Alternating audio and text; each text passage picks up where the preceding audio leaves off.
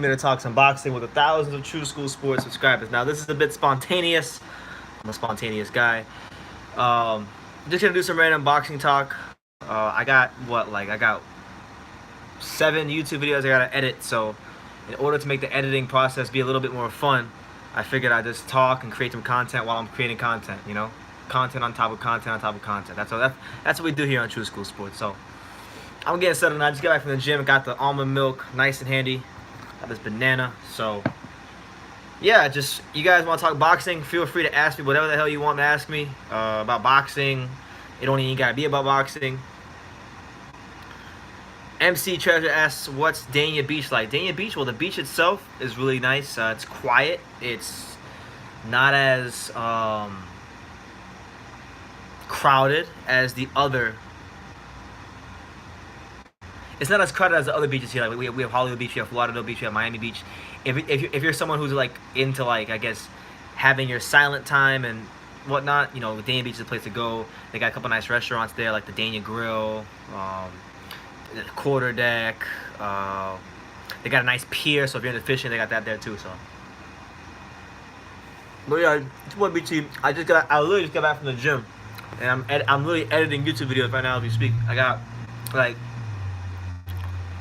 3 interviews I'm editing, 2 videos of me just talking, and then 1 random video. So let's see.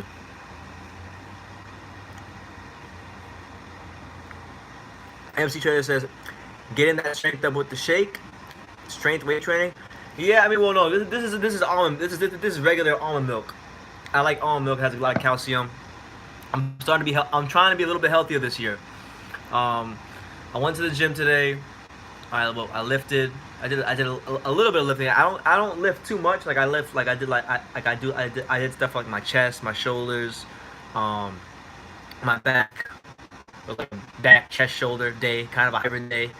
And then usually no matter what I do, whether I do chest or legs or whatever, I usually always finish my workouts and I swim 5 laps. I know 5 laps might not be a lot, but you know, I'm building up my stamina, so I swam 5 laps and then now I'm here. Let me see. Texas May, what's up, champ? He said, "Did you ever box?" Well, define what you mean by that. I mean, as far as getting in the ring, yeah, I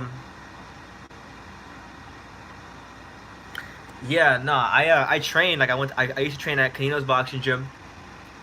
Never had any amateur fights, but I train to stay in shape. I love the sport of boxing. It's done a lot for me in my life, and yeah, that's what's up, man. Like that's pretty much it. Like I do it to stay in shape, but I never had an amateur fight or anything like that, but I've had plenty of sparring sessions, done plenty of rounds.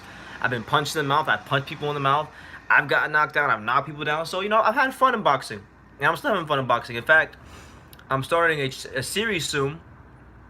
I'm planning on starting a series on my channel soon where I go to local gyms around my area and start training with people that I know. So, at some point in time, I don't know when, I might have to buy I might have to buy a mouthpiece because I don't know if I still have my mouthpiece. It's been over a year since I sparred, but I might be doing some sparring soon, so stay tuned for that. Let's see. Let's get to the other comments. We got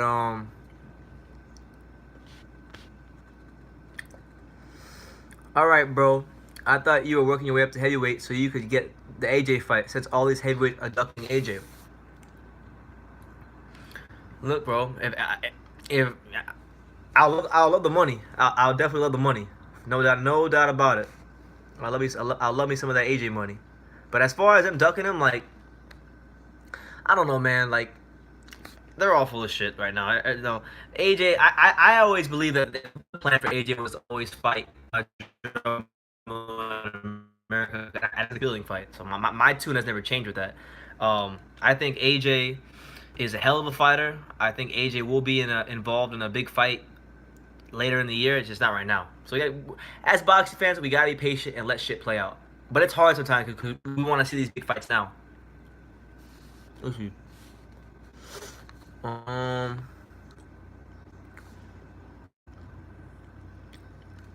Texas Maid said, you should do some vlogs of you training and working out. Yeah, probably. That's the plan, man. That's the plan. Gotta diversify the content here on YouTube. Can't just be my my little apartment in front of my boxing posters talking about boxing and yelling. We gotta actually get out and do stuff. So that's what we're trying to do this year. Is Manny ready for Earl Spence or Terrence Crawford? Man, look, is he ready for them? You know, based on the experience he's had recently, probably not. But you know, with the ring experience he's had in his whole career, you know, I'm sure once the lights come on, he'll be able to perform. Yeah, he can fight both those guys. But I mean, look, people always talk about Terrence Crawford and Earl Spence and how great they are, and they are fantastic fighters. They're very, very talented fighters. But at the same time, we can't act like those guys haven't shown vulnerabilities or the kind of vulnerabilities that Manny Pacquiao could exploit. You see what I'm saying? So, yeah, he can deal with those guys. Why not? Let's see. I feel good though. I've been working out regularly, for like a couple months now. I feel like I've been noticing my videos, my shoulders getting a bit broader, so that's pretty good. I'm happy with these gains. Let's see, what else we got? Spence or Mikey? I'm gonna go with Spence. I think he's an iron. I've been saying this a lot recently. I think Earl Spence is gonna seriously iron out Mikey Garcia, but it'll be a fun fight for however long it lasts. I think Benavidez is also fighting on his undercard. Jose or David? I'm assuming you meant talking about David. Spence, yeah, Spence versus Mikey is a massive mismatch to me. David, okay, yeah. I haven't even checked the undercard for that yet. But if he is, that's great. That's great news. We want to see David Benavidez back in the ring. I want to see David Benavidez challenging for world titles and all that good stuff. Because he's a hell of a fighter. And when his head is right and his life is right, you know, he's got the potential to be. And at one point, I would even argue that he was the #1 super middleweight in the world. He's got that kind of skill. So I want to see him against Caleb Plant. I've always thought Caleb Plant would give him a good fight. Now Caleb Plant, the roles are reversed. Caleb Plant has the belt. Let's see, what else we got? David Coke Benavidez messed up. Do you think it's okay for the middleweights to wait for the Canelo fight while Canelo fights all of them? Oh, also, big shout to my man David Science. Do you mean like waiting it out just to get that one fight? Is that what you mean? Answer me on that one. 2019 has the potential to be the historic foe for the sport of boxing. Thurman coming back, Pacquiao defending his belt at 41 years old, Usyk moving up, Wilder, Fury at Asian heavyweight division. Yeah, it has a chance to be one of the best years boxing has seen in quite some time. And you know, we've had some pretty good years in boxing, I would say, over the last couple of years. But I'm an optimist, so maybe I'm looking at the glass half full. Who would win, Caleb Plant or Benavidez? I would go with Caleb Plant. Teofimo Lopez was pretty impressive. Was on the hype train till now. Look, man, Teofimo Lopez is, you know, as far as I'm concerned, you know, the more I see him, the more I would say that he's definitely the best prospect in American boxing. I mean, what can't the guy do? The guy can counterpunch. The guy can throw jabs. The guy can roll with shots. The guy can fight going forward. He can fight going backwards. I mean, I got a video coming out soon where I talk about how I believe that Teofimo Lopez is the man to beat Triple G. I just posted a little snippet of it on my Instagram account. So if you don't follow me on Instagram, go follow me at JustAKidFromDania. You know, Teofimo, he's very reminiscent to me of a Floyd Mayweather. He's reminiscent to me of someone that, you know, like for example, when you watch him throw his left hook, go back and watch how he leaps in with the left hook against what's his name, Magdaleno. It's very similar to the same way Floyd Mayweather will leap in with hooks, like when he fought Diego Corrales. He does some pretty boy Floyd-esque things at times, and to me, when I see that, that's special to me. He's showing special qualities, and you know, if he fights Lomachenko, he'll easily be the most athletic opponent Lomachenko's ever fought. I would even venture to say he'll probably be the hardest puncher Lomachenko's fought. He'll probably be the most confident fighter Lomachenko's ever fought. It's a fight that I think Top Rank should look into because if Lomachenko was able to get past Richard Commey, which will be no walk in the park, mind you, Richard Commey is not somebody to be overlooked. Um, you know, who else out there at 135 other than Mikey Garcia?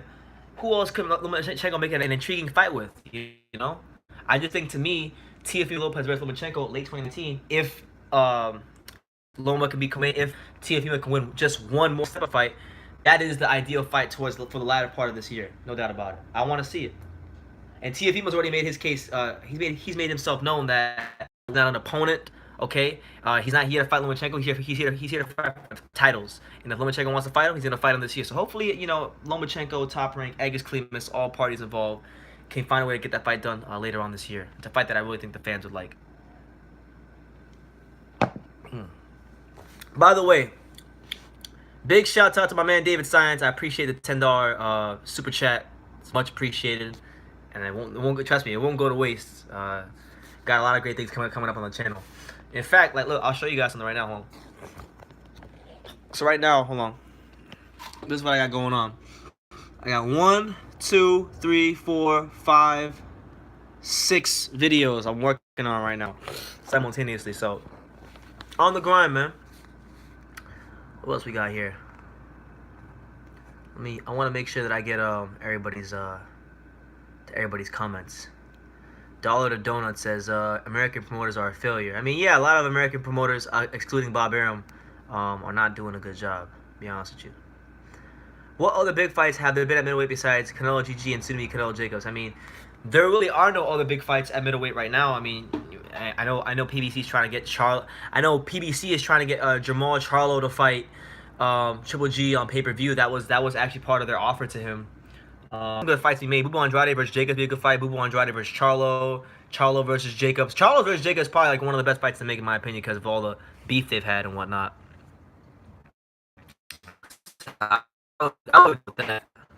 Let's see. Mello said he's pretty good. He fought on the Pacquiao undercard, and he literally just fought. So, Davis is getting a guy in Ruiz that's like very.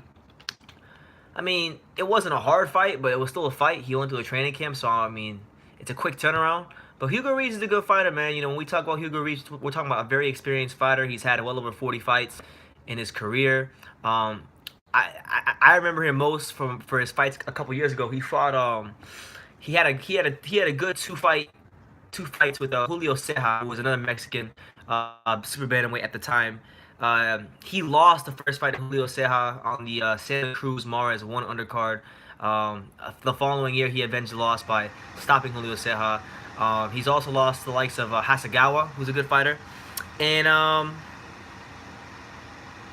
lost to Kogi Komita. So he's a name. He's a solid fighter, but I wouldn't say he's anything special. But he's someone that could make for a good fight, give Davis some good rounds, and just be a fun fight. So I hope that answers your question, Mello. Let's see what else we got here. Do you think GGG will rise to prominence, or what are you asking, Dad? Your first comment's kind of incomplete. By the way, everybody say hi to Nelson Taylor, my dad. Shout out to my pops. Hearn is the only promoter amping up the sport. Heyman and Showtime are atrocious. I mean, when we talk about Hearn and we talk about Showtime, their approach as to how they market the sport is way different. Eddie Hearn and DAZN, they're focused on giving fans value for their money and creating a platform for boxing. As to with Heyman, they're looking for the biggest cash grabs possible right now, which is why you see pretty much all their big fights. Like, all their big fights are on pay-per-view right now. I mean, it's ridiculous. PBC, Al Haymon, they've been taking my money these last couple months, and it's getting ridiculous. Like, this boxing shit is getting hard to follow. It's getting expensive to follow. Give me 1 second, guys. Right now, I'm sitting here and I'm editing a video of Rick Glaser talking about how Jerome Miller has no chance against Anthony Joshua, which, I mean, I don't know about no chance, but he has very little chance, in my opinion. All right, we got these comments.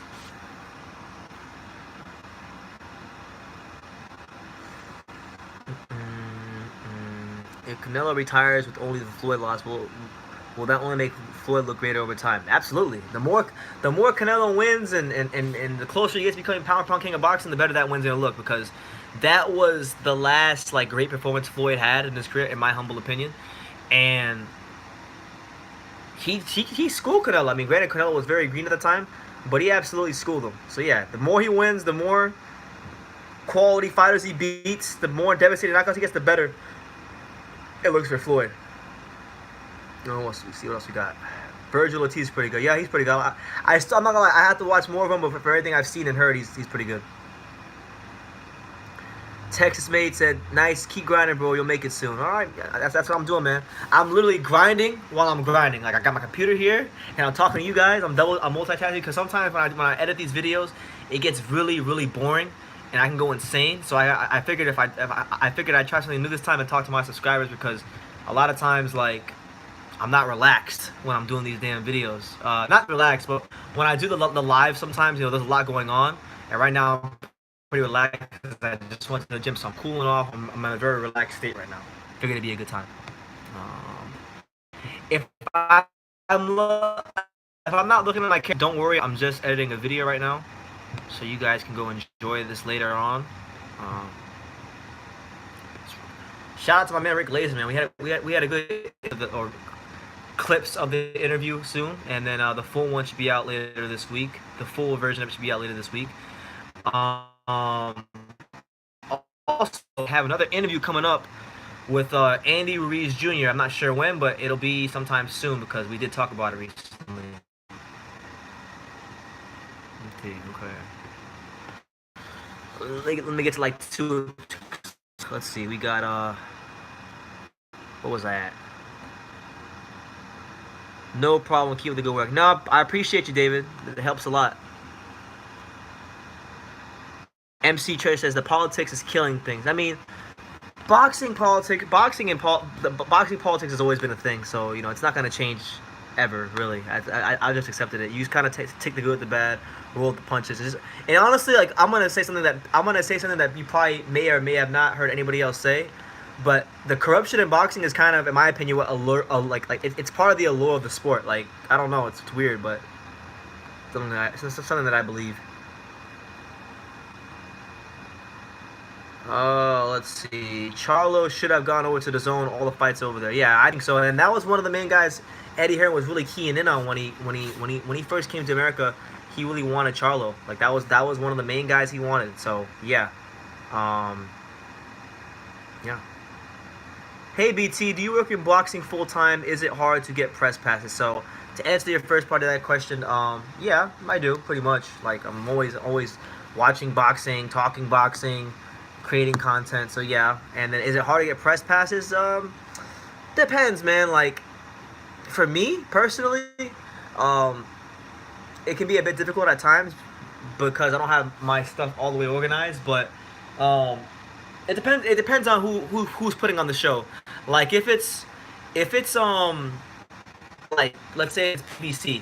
If I apply for a press pass, and mind you, I really don't apply for a lot of press passes, because in order for me to go to go to these fights, I gotta pay out of my own pocket, and it's expensive to travel. So, man, come on. It gets expensive to travel, so I don't apply for press passes unless I know 100% I can make it. So it's not hard, but it's not easy either. It really depends. For like fights here in South Florida, I get in almost at will. Like, I get into the heavyweight factory cards, any fights, the Hialeah Casino. In fact, I'm going to a fight here in March. It's a small show. It's I think it's gonna be on Telemundo. It's Jeremy Cuevas, local fighter. He'll be fighting in the main event. I forgot who I think he's fighting Ed Paredes. I don't know if you guys remember Ed Paredes. He fought can't remember who he fought, but he fought a couple names, like a welterweight gatekeeper type fighter. Quan Hurd. Okay, big shout out to Quan Hurd. Okay, he asked me, BT, are you part of the LDBC? And if not, what do you think of him? Well, first of all, Quan, to answer your question respectfully, no, I am not part of the LDBC. I don't know why. I think recently, because I've been speaking my mind and I'm not really agreeing 100% with the way Anthony Joshua is doing things. People are so quick to throw that label on me, which I think is fucking ridiculous. Keep my language, but it's ridiculous. I I don't like the LDBC. I've never liked the LDBC. I've called some of their biggest channels out on their bullshit like last year. Like, for example, one guy I used to call out routinely last year was Black Fight Fan TV. Shout out to him. I like his channel, but I used to call him out all the time. Boxing Ego. I was destroying Boxing Ego in 2016. Like when he was talking shit about Roman Gonzalez and how Roman Gonzalez was pound #1 and all that stuff, and he was trying to tell me Andre Ward was #1. Like, so I've gone toe to toe with these guys, but I don't really get involved with these like LDBC, all this stuff. I speak my mind. If you love me, you can love me or you can hate me, but I'm just kidding, Daniel. I say that in every video because really, I've just gotten to the point where I don't care what people think. I speak my mind. If you like it, great. If not, oh well. What can I do? You can't please everybody. I got roughly stand there 7 and I'd be able to please everybody. What else we got here? Let's see.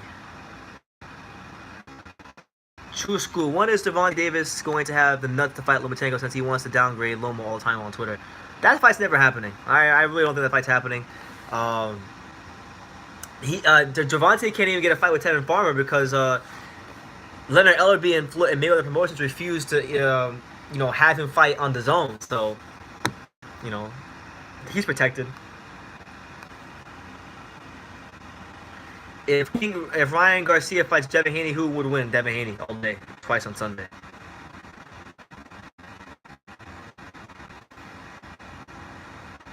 Yeah, there really is a lot of politics to the promoters. It's utterly ridiculous sometimes, but it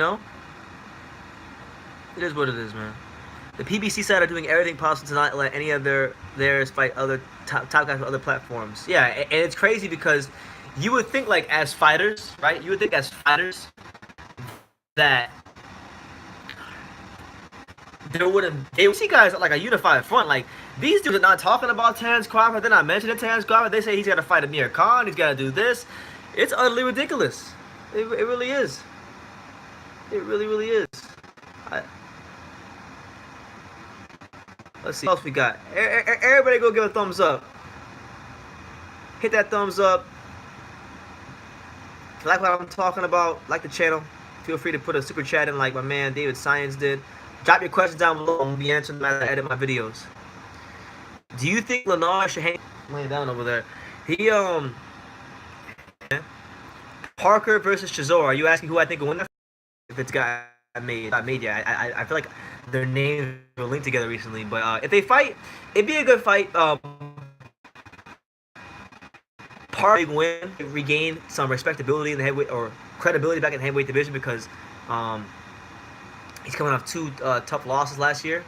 And Chisora is a guy that's going to give him good runs. We know what he's going to come, War Chisora. So, it'll be a fight where he definitely gets tested. And if he's not in his P's and Q's and he gets gun shy like he tends to do sometimes, he might get stopped. It's not out the question. It's not out the realm of possibility. Which fight do you prefer? Dillian versus Dominic or Povetkin or Ortiz? So, let's see. Dillian White versus Dominic. I would love to see Dillian White fight Luis Ortiz, Big shout out to my pops. He always talks about my dad. We talk boxing all the time, and my dad is like the biggest Luis Ortiz fan, or one of the biggest Luis Ortiz fans. I know a couple can live in South Florida. To prove himself against another top opponent, and I think if I were Dillian White, would be very interesting. Ortiz still has give him some problems. I would pick White, and that would be all she wrote. Interview with Glazer. He broke the line. Big has no prayer in beating Anthony Joshua. Let's go, champ. It's your boy BT. We're live here on True School Sports. I'm here editing videos right now. So if you got any comments, questions you want to ask, it don't even gotta be about boxing. You can drop them down below, and I'll answer them as best as I can.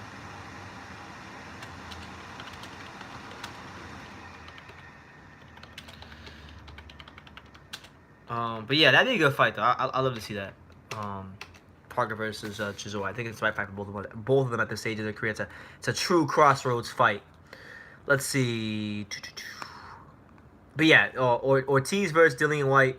Definitely fight I love to see. What do you think is Dillian White's best option? Stay with Eddie Hearn or go somewhere else? Well, um, one thing that's interesting is, because there's a lot of rumors that he will be signing the PBC. You see what I'm saying? Because Daniel Jacobs is signed to the Zone. He works for Eddie Hearn, but he's still advised by Al Heyman. So he doesn't necessarily have to do anything. He can just stay put and do what he's doing, and it all works.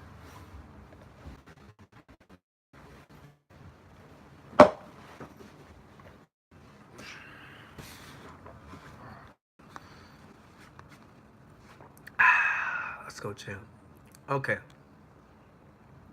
True School.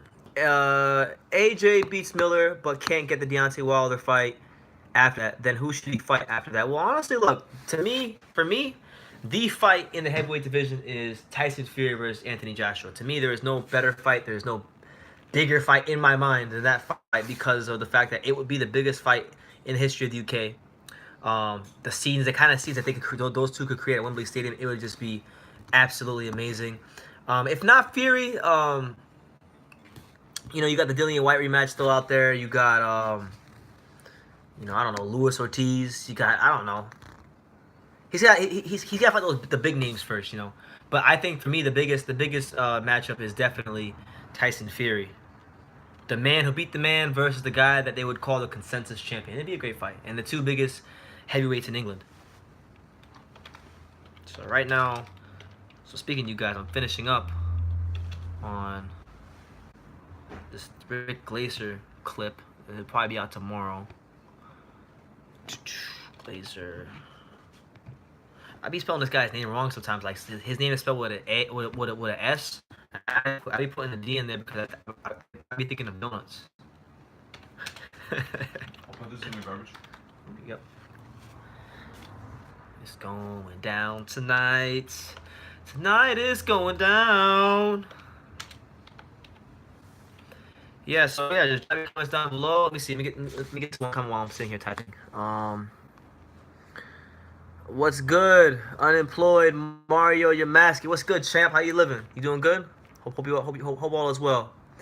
Travis Bellis. Big shout out to my man Travis Bellis. He said, "When did you first fall in love with boxing?"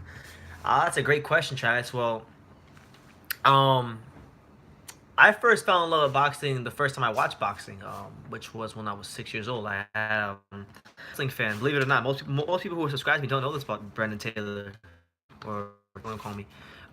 Most people don't know that before I liked any sport, like literally, I loved wrestling. I was a big WWE fan. I used to watch like Stone Cold Steve Austin, Rob Van Dam, The Rock, Scotty 2 Hotty, Rikishi, John Cena when he was a thug.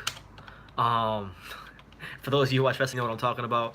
I was a big wrestling fan. I literally never I didn't miss one wrestling pay-per-view for like 3 years when I was like a kid, and I think a lot of the ways I first fight, I was 6 years old. I watched Bernard Hopkins versus Felix Trinidad, and that was the first match I ever watched. I'll never forget that this was the first block match following. There was a lot of tension because Hopkins had thrown the Puerto Rican flag on the ground in the build-up to the fight, and Trinidad at that time he was one of boxing's just big draws, and if you go back and watch the entrances, to answer your question as specific as possible, I fell in love with boxing when I saw Bernard Hopkins walk out to the ring. He had the executioner mask on. He came out to Ray Charles, America the Beautiful. He threw up the X. The arena booed him, and I don't know. Bernard Hopkins kind of reminded me a lot of my favorite wrestling villains at that time. Because at the time, all I could associate boxing with was wrestling because I was so into wrestling at that time. And he played to the crowd really great, and he handled the hate really well. So that was like the moment I would say I fell in love with boxing. And the fight itself was great. I remember the round 9 of that fight was round of the year. I actually to answer your question further, and I'm gonna drop something on you guys who are here right now because I feel like y'all should know. Hold on a second. So like, I actually talk about how I fell in love with boxing. Because I'm actually writing a book. Believe it or not, I'm writing a book about it's like autobiography. So it'll be about half of it'll be about me, half of it'll be about boxing. It'll all be tied in together. I've been writing this book for like a week or so, and I'm 2 chapters in. And in the first chapter, I actually talk about how I fell in love with boxing. So, yeah, the name of the book will be called Just a Kid from Dania, The Untold Stories of a Boxing YouTuber. I don't know when it'll be out. But it's something I'm working on. I'm going to be talking about a lot of interesting stories from behind the scenes that I've never talked about in my videos. So, like in that book, you'll get stuff with Shannon Briggs. I'll have very, very personal, one-of-a-kind stories by Shannon Briggs, Jarrell Miller, Riddick Bowe, Evander Holyfield, fighters that I ran into over the years. And I'm still adding to it as we speak, so, you know, just jot that on you.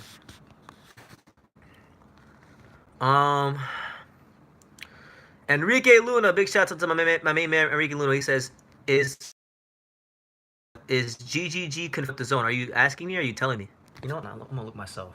Alex, did you hear anything about GGG signing with the zone today? Did he sign with the zone? Do you know? Did GGG sign with the zone today? Have you seen anything about that? No. Go check. I don't see anything on GGG signing with the zone. What else we got? Do you think that the boxing trainer, Buddy McGirt, is the best at reviving a boxer's career? I mean, he was a good fighter in his day, very intelligent, and one thing he does really well that trainers are supposed to do in the first place is just keep his instructions very precise and very simple. And that's why Kovalev, I think, had so much success, because he wasn't hearing like 55 instructions, like in my opinion. Let's see. Who else? Do you still believe Munguia lost? I haven't watched the fight since it happened, but yes. Hawker Mustang, what's up, champ? I mean, I don't know if you're still here. There's only 2 people here, but what's up, Hawker Mustang? Hope you're doing well. Travis Bellis says he wants a signed copy of the book. Yeah, all right, man, for sure. I'll definitely you buy one. It ain't gonna be an expensive book, but I ain't just gonna give it away. I'll sign it for you though. Definitely. Teofimo Lopez, how far can he go? Teofimo can go as far as he wants to go. That dude's the truth. And as far as him celebrating after the knockout, I mean, look, it's entertainment business. Was it maybe a bit foul to do, following a guy getting beat up? Yeah, probably. But I mean, it's the entertainment business. He's trying to entertain. And guess what? Look, you can either be a guy, Teofimo Lopez, who can fight his ass off and talks and is entertaining and does things that are maybe a bit questionable, or you could be like, I don't know, like these other guys who can fight their asses off, but they have no personality and they don't really have anything beyond them just out the ring that people can connect with, so they're only but so big. Teofimo understands that boxing is the entertainment business and he's playing to it. Thoughts on Oscar Valdez and Valdez versus Santa Cruz? Well, I like Oscar Valdez. I've been a fan of his since he's been in the sport. I like Oscar Valdez. I think I have thought for quite some time that he needs to stop.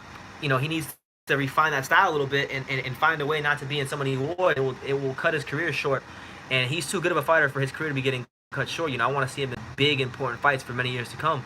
I liked his last performance against Tomazone, that Italian guy he fought. And, he's looking more patient, more composed, taking his time, not really as reckless, and that's what he needs to do. As for him versus Leo Santa Cruz, I mean, that's a good fight, man. I know Leo's fighting soon. I'm not really sure how good Leo still is. I mean, he's a pretty good fighter. He's always a pretty good fighter, but when was the last time he fought? When was the last time Leo fought, Alex? Yeah, when he fought last? July. He fought who? Fought Adam Lars. Oh shit, I forgot about it. You're right. Okay. Fighting like next week though. Yeah, nah. Okay, so we're gonna drop this joint at 6. So Rick Glazer, Jerome Miller, that'll be at 6 o'clock. We'll drop that at 6. Yeah, let's go, champ. So that's done and dust. That's one boxing clip ready for tomorrow. Be box related. They don't gotta be box related. I don't even care, man. Let's just have fun. As long as it's not inappropriate, we good. That this is squared away. What else we got here? Let's see.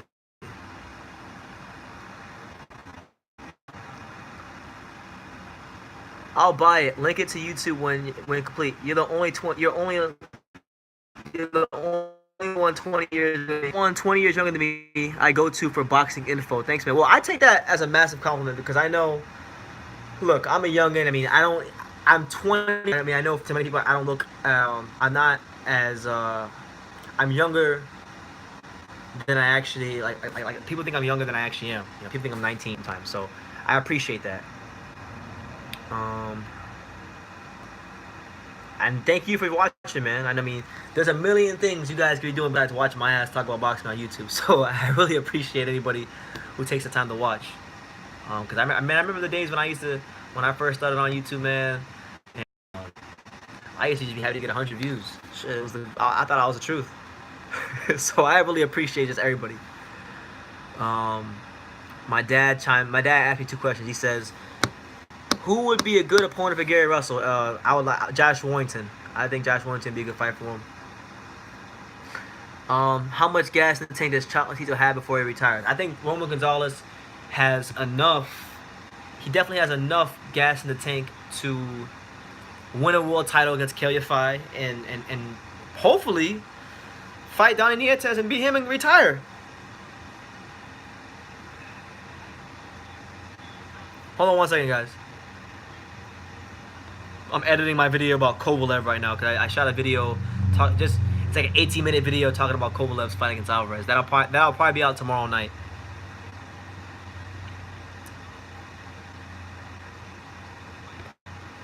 Korea Crook. Nobody rep Brooklyn like me. Jigga Man, Volume 3, Unpacked looking like me. That's Jay-Z. I don't know about that. That's that old Jay-Z. Let's see. Get this picture of Kovalev for my thumbnail. While I'm doing that, though, let me see. We got Easy Does It 1980. What's up, champ? Easy Does It. I'm not even sure he subscribed to me, but I don't even give a damn. Easy Does It be. He be subscribed to me, but I don't even give a damn. Easy Does It be. He be supporting. He be watching my videos. He don't agree with most of what I say, but I love it. I got lots of time for Easy Does It 1980. He says James Toney 160 version versus GGG 160 version. Who wins? That's easy. Listen, I like Triple G, but I ain't stupid, bro. That's James Toney. Easy peasy lemon squeezy. The James Toney that fought Michael Nunn, Michael Nunn, knocked him out. That guy beat Triple G. I think so, at least. I just think James Toney's boxing IQ, quickness, punching power, counter punching, and he had pretty good stamina. I don't think he stopped GGG, but I can see him outboxing him. You heard it here. Yes, absolutely.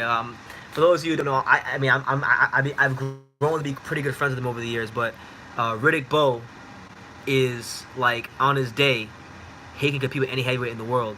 So if the Riddick Bowe that fought Evander Holyfield in any one of their 3 fights, I think he'd beat Mike Tyson. Mike wouldn't be able to deal with the Riddick Bowe jab. Have you heard of any opponents for Region fight? Well, I haven't heard of any. I have to answer the first part. I haven't heard of any. I have not heard of any opponents for Rougarou. But as far as who I see him fight, I mean, I want to see him fight Josh Taylor. That's like one of the top 5 fights I probably want to see in all boxing. Those guys are as skilled as you come in the sport, and I want to see who really is the king of 140. Man, Christian, you've been subscribed for a minute then. You've been paying attention to me for a while. If you're asking that question, he says, "Do you still have beef with Virgil Hunter?" No, I don't. I mean, I don't have beef. I've never. Well, okay, no, that's not true. That's why I had beef with him in the first place. But no, not really. I mean, I haven't even. Virgil Hunter hasn't even been in the public eye that much. I mean, from what Amir Khan was saying recently, he was sick, and you know, he was sick, and you know but he's good now, so that's why Khan is training with him instead of Dan Goossen for the next fight. And you know, like, no, I don't have any beef with him. You know, God bless him. God bless Virgil Hunter. I mean, I'm not a fan of his as a trainer. I think he's just more of a motivational speaker than a trainer. Wasn't a fan of how Andre Ward fought, but you know, like, you know, life is too short to hate someone, you know, or anybody. So, you know, I wish him the best in Amir Khan's corner for the Carver fight. Hopefully, he can help Khan turn in a good performance on the 20th of April.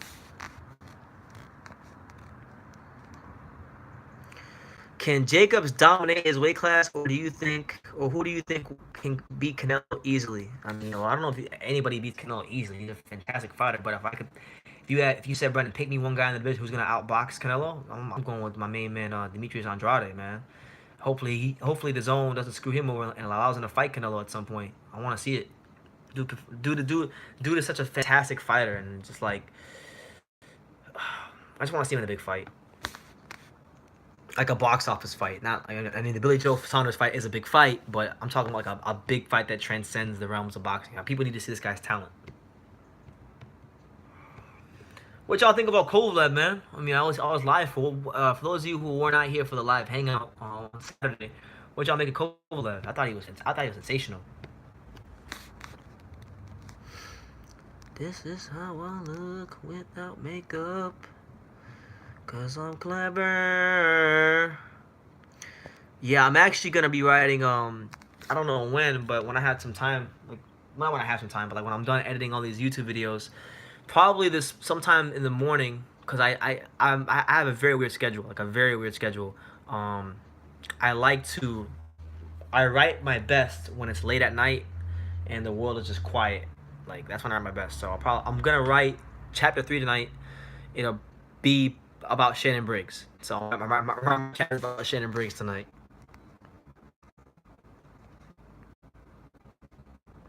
Kovalev learned from his fight, and I'm happy to see him as a champ again. Me too, man. I love Kovalev. He's given boxing fans a lot of great fights. He's been able to take on all comers, and yeah. Let's see, what am I gonna title this video for Kovalev and Alvarez? I'll title it Sergey Kovalev proves he's more than bully.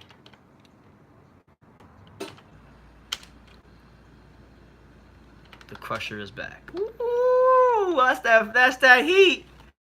That's that heat. I mean, these titles. I mean, I know on YouTube when I sucked at coming up with titles, and now I can come up with titles like no tomorrow. Let's go, champ.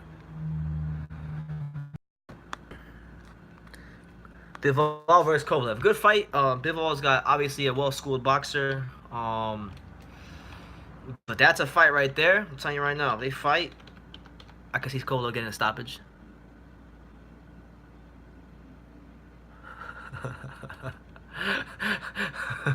That's funny.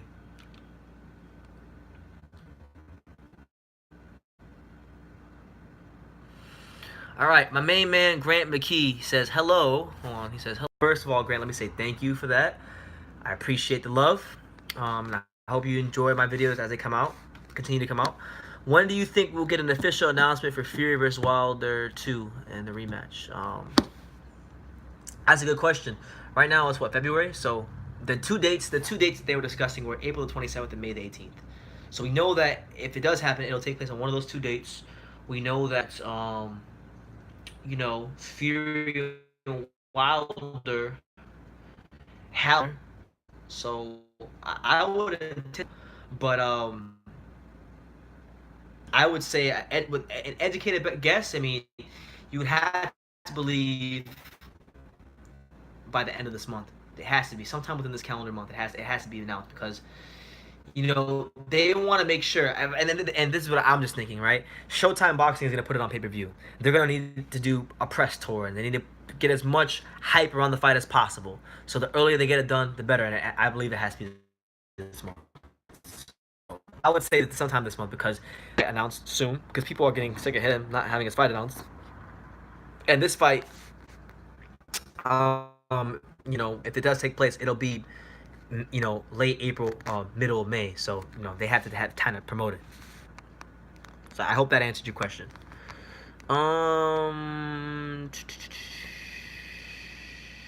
Haha, just fooling around. Good sports. Peace and love from Germany, bro. Hey, I thought it was funny. I thought nothing of it. I get all kinds of crazy comments, so I appreciate it. God bless you in Germany. Do you think referees should have better judgment in stopping a fight when clearly a boxer is getting his ass kicked? My dad asked me that question. Dad, you can type the word ass. You're good. Let's see. Well, that's the thing. A referee's job is to protect the fighters, but it's also the referee's job not to protect the fighters so much to the point where they interfere with the outcome of the fight. You see what I'm saying? So my thing is like that's why I admire the job Jack Reese did in the Fury Wilder fight. He looked out for the safety of Fury. He made sure he went through all the protocols. Fury got up. He made sure he had his feet under him. He made him step to his right, made him step to his left, and then he allowed Fury the chance to go out as a champion and continue to fight. And we got a great 12th round because of him. But then you also get fights where guys will wave it off early. Like for example, what was that one fight we watched recently? What was it? It was I can't remember right now. There was a fight I watched recently where referee waved it off early. But what I'm saying is like you get these referees sometimes who stop it too early and some stop it too late. You gotta find a happy medium, and I think there's only a handful of referees in boxing that can do that. Jack Reese happens to be one of them. So that's why I got nothing but time and respect for him. Subscribe for more boxing news. More boxing news with his back against the wall in a career defining fight, delivered the best performance of his career. He took I never know how to spell this guy, Eliader Alvarez, to school and put on a boxing masterclass and regained a part of the light heavyweight championship. The Crusher is back. The Crusher is back.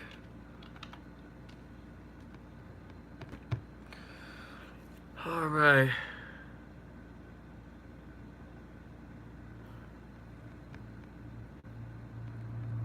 This is how I look without makeup.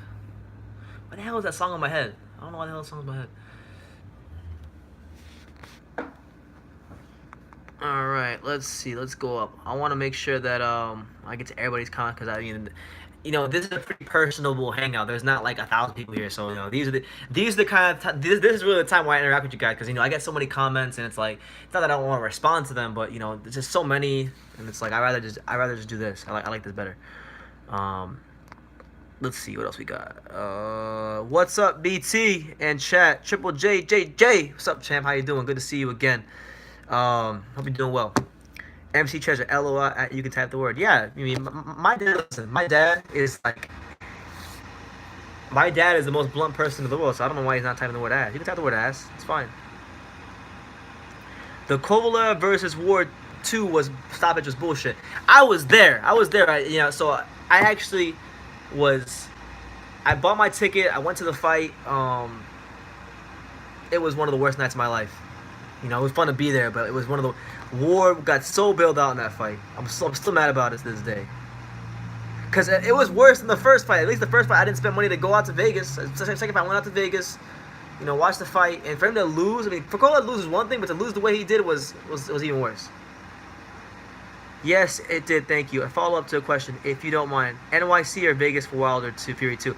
Well, they're saying, Grant, right now what's been reported is that it will be New York City at the Barclays Center in Brooklyn, which makes sense because Deontay Wilder has made quite a home for himself at the Barclays Center. A lot of his big fights have been there.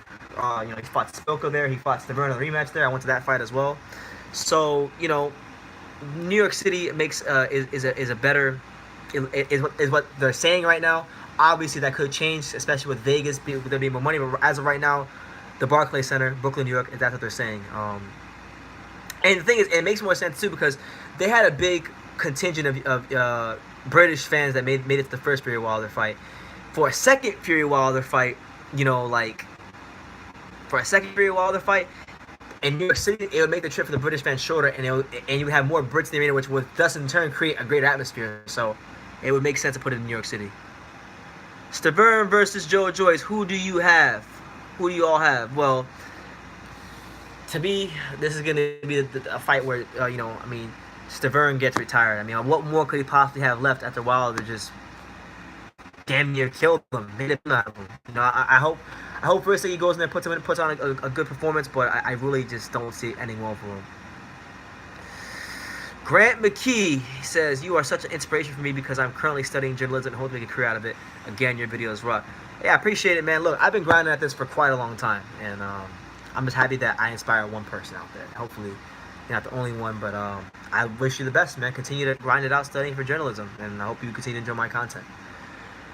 Robert Guerra says, "Peace out, homie. I really like your videos. I subscribed to the Kovalev fight. Keep up the good work." I appreciate that, Robert. Hopefully, you'll be here this Saturday for Gervonta Davis versus Hugo Ruiz. I'll be live for that fight. Alex, are there UK cards this week? I think so, right? I have a UK card, right? Doesn't Dubois fight this week? I'll check, man. I'll check.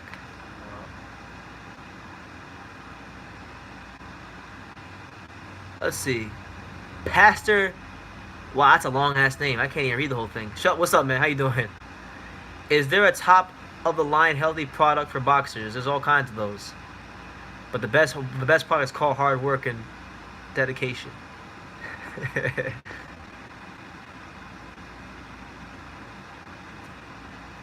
Sorry to hear that, man. I'm mad about it too, my man. Yeah, bro. It was brutal. It was brutal. It was really brutal. Snack. I don't know. I got my suspicions about Snack. I'll be honest with you. I mean, growing up, I was a massive baseball fan, so I know all about Victor Conte. I know all about. I'm still a big baseball fan, but not as big as I was when I was a kid. Like Victor Conte, I know all about Victor Conte. I know all about the Balco scandal, Barry Bonds. I know all about Shane Mosley sticking a needle up his ass with Victor Conte. When yeah, I don't know if y'all know what I'm talking about. When Shane Mosley, they asked him about Victor Conte, and he told a story about how you can go find it on YouTube. Shane Mosley told a story about how Victor Conte taught him how to shoot opioids up his ass. Oh man, that was funny. That was funny. But yeah, Snack. I mean, fair play to the fighters that use it. I mean, if it's WADA approved, then you know you can't really say they're cheating. But you know, I have my suspicions about it because Victor Conte is a guy who knows the ins and outs of WADA, VADA, USADA drug testing. So I mean, if there was ever a guy that would know how to beat drug tests, it's this guy. So I have my suspicions about it. But I'll also be honest and say that I haven't educated myself enough on the Snack program to say it's bad or good. You know, I just know that it exists. I know that a lot of fighters use it, and I know that you know, the only guy that I can think of right now off the top of my head that's failed a drug test from the Snack program is Willie Monroe Jr. And they say that he took some crap from GMC, and you know, I don't know.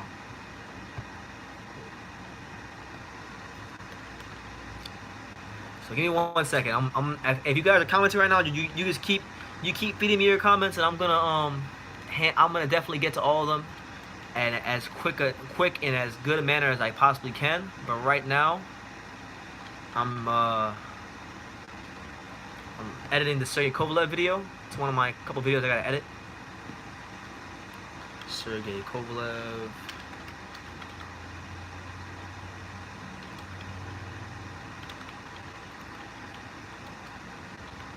The 3-time light heavyweight champion of the world. Let's go.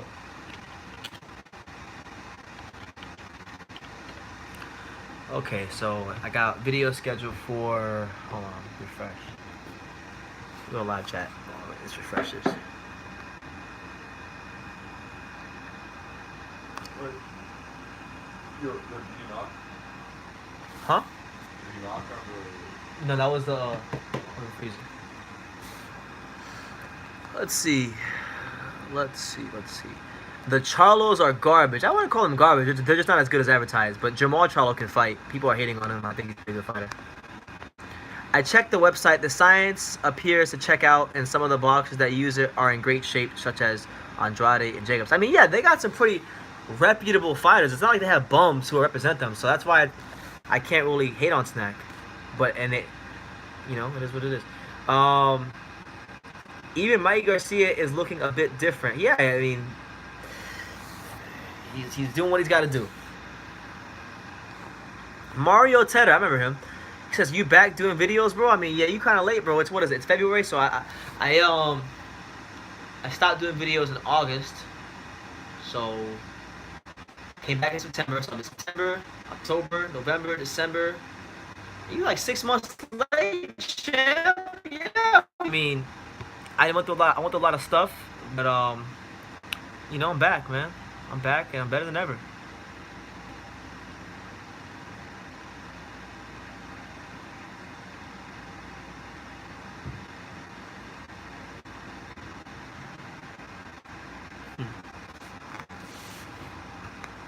He says, I agree, I'm just trolling, brother. Having a single bad night doesn't change you and make you garbage, but the elites would devour them, in my opinion. I mean, yeah. Well, no. Calm down. Slow that down. Jermell, more than likely. Jamal, shout out to my man Paul. He's in the house. Hey, what's up, yo? Jermell, maybe. Jamal, no. Jamal, I think the Corval fight's gonna do him a lot of good, and y'all will see. Y'all will see, man. It'll do him a lot of good. Random question. I've been trying to find information. Why does Usyk always wear the number 17? To Christian Lewis says, is Dania a good place to live? Dania is a fantastic place to live. It's a bit, I mean, I have a pretty good deal. You know, there's East Dania, which is like very, very nice. They got houses in East Dania for like expensive, and taxes in Dania are insane. I mean, I'm not a homeowner, but I know homeowners. They always complain about high. So in East Dania, fantastic places to live. On Dania Beach Boulevard, which is like a 30-minute walk from where I live, they got this one high-rise complex that I want to move to so badly, and it's pretty nice. It's pretty nice stuff. But yeah, overall, Dania is a good place to live. Like it's not as, you know, it's sandwiched in between Miami and Lauderdale. So like the thing is, if the Miami is crazy. Miami is a crazy place to live. Like, and Miami is much different than the rest of the world knows. You know, there's South Beach, which is only but South Beach and that, you know, downtown Miami. That's a small part of Miami. Then you have your rough parts like Opa-locka City, Overtown. That's all the Haitian drug cartels hang out. You see what I'm saying? So Miami can be a very crazy place. You got Alpata, which is also a very ghetto part of Miami. So Miami, you know, I could never live in Miami. I don't like Miami at all. As far as living, I like to go there. I like to go to baseball games and basketball games. I like to go to South Beach. But I could never live in Miami. It's too, even in the nice parts of Miami, it's just too bougie. It's just too bougie for me. Fort Lauderdale is nice. It's more like Dania, but even Fort Lauderdale is a bit too bougie. You know, Dania is that happy medium. It's laid back. It's cool. It's calm. It's a nice city, nice people. They're building it up a lot. They're building like a lot of stores and shopping centers and all kinds of stuff. It's not the exact same Dania I grew up with as a kid, but it's still pretty nice. So yeah, I would say it's a nice place to live. It's a great place to live.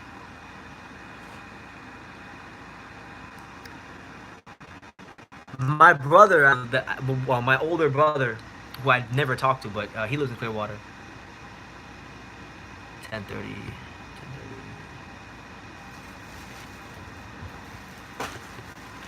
Yeah, I mean, Florida is an interesting place because South Florida, you know, the region of South Florida, which is based like Miami or I guess no, Key West, all the way up to West Palm Beach. It's like its own world.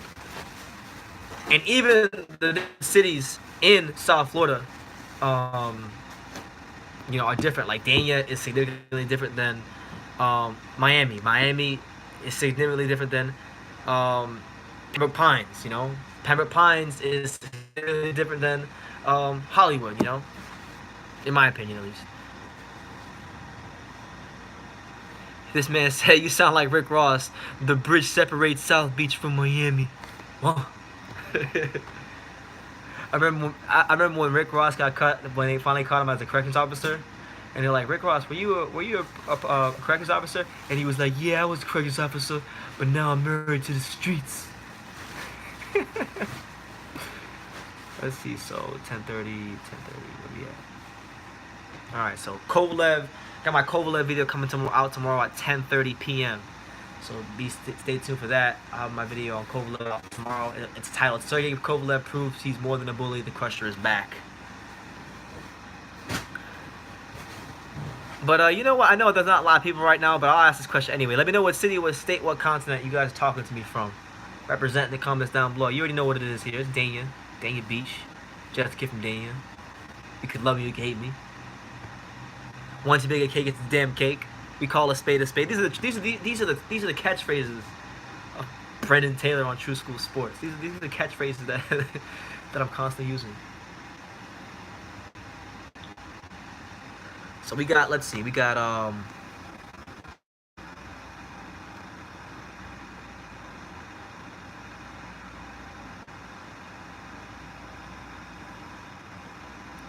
what's that from? A Twitter tweet? What are you talking about, Triple JJJ? I don't know what you're talking about.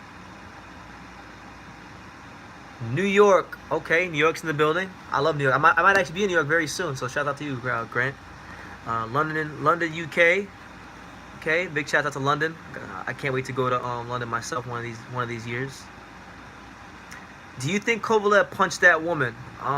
You never really know, but honestly, I don't know, because with the way the world is now, like, women are accusing men for everything these days. So I mean, I take it with a grain of salt. We'll see what happens in court. But no, not really.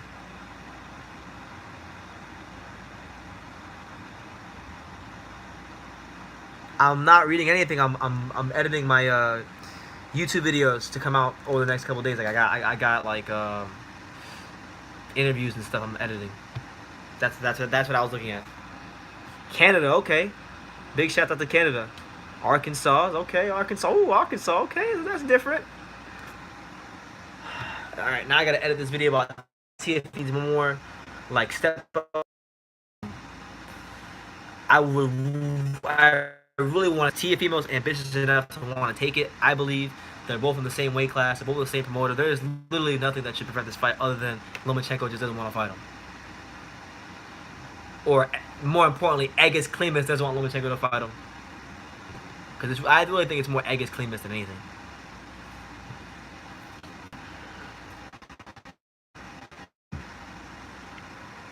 I'm trying to see. So we got... Okay, okay, gotcha. Your interview's away. Yeah, man, I love Rick, man. Rick's a great guy. Rick's a fantastic. I love I don't know if you're friends with him on Facebook, but for any of you who are here that are here right now who are on Facebook, I would highly suggest. I don't know if he's maxed out his friends or not, but if you can go add Rick Glazer on Facebook, I would highly advise you that you do, because this guy he just on boxing, and sometimes he drops some inside info. Like, I be finding out stuff about boxing before it's even reported because of Rick Glazer. Like, it's insane. Very, very intelligent, very well schooled, like you said, very knowledgeable, been around the game a long time. So in the interviews, I don't talk as much. I let the man talk. I listen to what he has to say. I don't agree with everything he has to say, but it's something that I listen. He's someone that I like. Don't know boxing, and just soaking it up as much as I can. Yeah, hopefully I'm gonna try to get Rick on again, probably like another week and a half or so.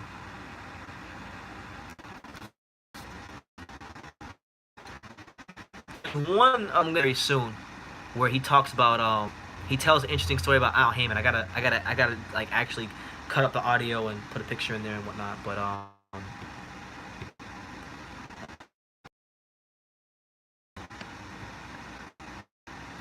the story he told me about Al Heyman was like a priceless story. Like you're gonna have to actually watch it whenever I put it out. But Rick and that's might be the only person I know at all. She is. You see what I'm saying?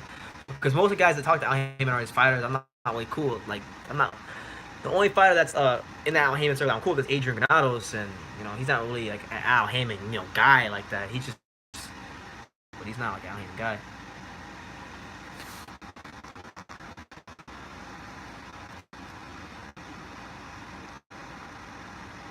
Yeah. But yeah, just everybody drop your comments down below, man. Hell, we can, if you want, we could even talk about other sports if you want. Shit, I'm a big. I mean, I don't know what the 670 you here watch, but I watch like a lot of English. If you guys like English football, or as we call it here in the States, soccer.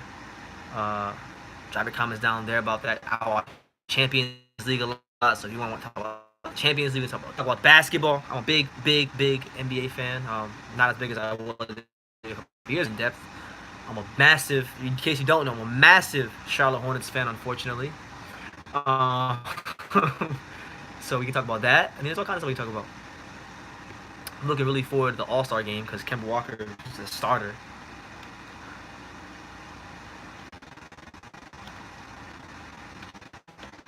Why Teofimo? How did you become an Everton fan? That's random. Now I get this question from a lot of people because y'all constantly hear me talking about Everton. Yeah, I mean I'm wearing an Everton Muhammad Ali hoodie. Right? You know, it's Everton football. No matter how, roughly 16 years, something like that, 16, 17 years. So there was really never a team to cheer for, right? You see what I'm saying? And then one day, they all just like the stars aligned. Like I watched Everton versus Arsenal with my friend Daramola. And this is back when Everton was actually kind of respectable. We had Lukaku as our striker. We had Ross Barkley. Seamus Coleman could actually play right wing back, I should say. Baines had more in the tank. And we were a good little team in 2017, 16, 17. That game I watched, Everton won 2-1 at Goodison Park. Seamus Coleman and Ashby, horrible footballer. It was a night, the iconic grounds in English football. I didn't know this at the time, and it was a night game. So when we talk about Goodison Park, under the lights at Goodison Park, it's a very special scene. And when they score those goals, like Goodison Park erupted, like in the passion, the fans, the team. I don't know. It just kind of resonated with me in ways that no other football club had resonated with me before. And then I did some history. I remember after the game, I was just giving my friend Daramola a hard time because his team had just lost. So I just started going for Everton to give him a hard time. And he started saying, well, Everton is trash. Everton is this, Everton is that. So I was like, I didn't know any better. The only thing I knew about Everton at the time is that Tony Bellew was an Everton fan and that Tim Howard and Landon Donovan had both played for Everton, and I knew those guys from the American national team, which I followed as a I watched the World Cup, so I knew Landon Donovan, I knew who Tim Howard was, and I knew he played for Everton, so that's all I knew about Everton before he started going off, and then I started looking into the history of Everton. I learned about how they won 9 league titles, how they're the 4th most successful club in English football, even despite the fact that they haven't won shit in 20. Still one of the most successful clubs in English football. I learned about the great strikers from yesteryear. You know, Dixie Dean, Gary Lineker, Bob Latchford, Graham Sharp, Andy Gray. You know, the list could go on and on and on. We talk about the great midfield, the Holy Trinity: Alan Ball, Harvey Kendall, Colin Harvey, Alan Ball. You know, just those great guys in the 70s. I learned about those teams. I learned about the teams in the 80s, the dominant teams in the 80s with, like I said, Graham Sharp, Trevor Steven, Derek Mountfield, Neville Southall, and then, you had the Dogs of War in the 90s that won the FA Cup, which was the last trophy we won. David Moyes era, which, was an era for Everton where they didn't really have a lot of money, but they got the best out of their players. Moyes was able to get a tune out of his players from the likes of Stephen Pienaar, Tim Cahill. He always had them overachieving, and they got to a couple FA Cup. I think they got to the FA Cup final one year, semifinals, all that stuff, and then obviously I did my I watched a lot of stuff about Wayne Rooney playing for Everton because I knew Wayne Rooney because he was always on FIFA. So to answer that question, the fact that Everton, to me, they refer to Everton at the People's Club, and to me when I watched that game, and some of the games that came after it, because there were some great games Everton played after that, like when they beat Manchester City 4-0, like that was the high point for me so far as a fan. It's just my team, man. It's my team. It spoke to me in ways no other club could speak to me. And for better or for worse, I've been supporting this shite club. They've been pretty bad this year.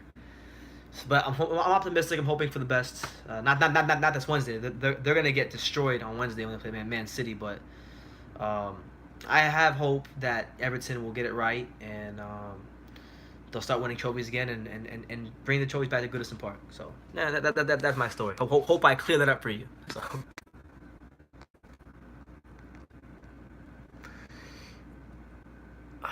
Let's see. You definitely done your research. Should do a stadium tour one of these days at very least. Yeah. I mean, I don't know how likely it is because it's cost so much money to go from here to Liverpool. But if I can, before Everton moves to their new stadium at Bramley Moore Dock, I really want to go.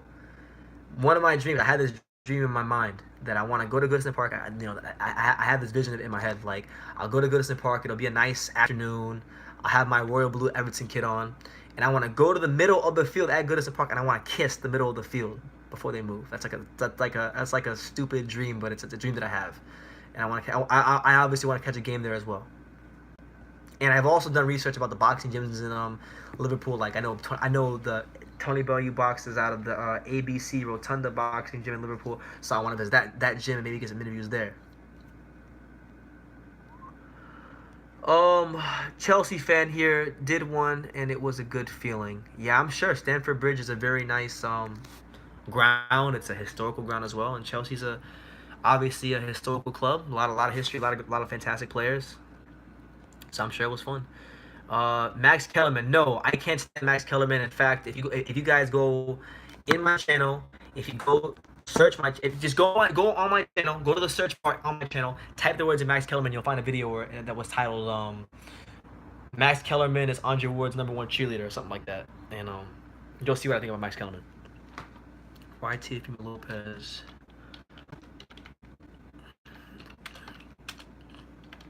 But Chelsea's not playing. I mean, Chelsea's performing a bit under par this year. You know, I haven't checked, but last time I remember they're not even in the Champions League spot. So yeah, Chelsea has work to do. Hopefully, the signing of Higuain will help Chelsea stay out of the Europa League. I'm hoping that either Chelsea or Arsenal can win the Europa League and then Everton can finish in 7th. So that, you know, if you guys win the Europa League, then we can get European football because Everton desperately needs European football. I mean, we had it last season, but we didn't do anything in the Europa League. Shout out to my man Paul. Chelsea.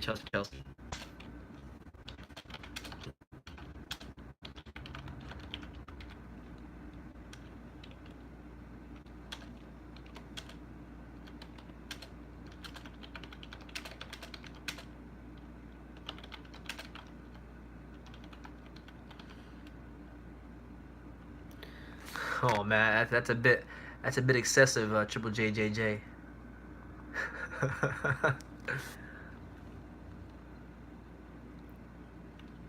Max Kellerman just likes like extra defensive fighters or guys. I don't know. Max Kellerman just be tripping.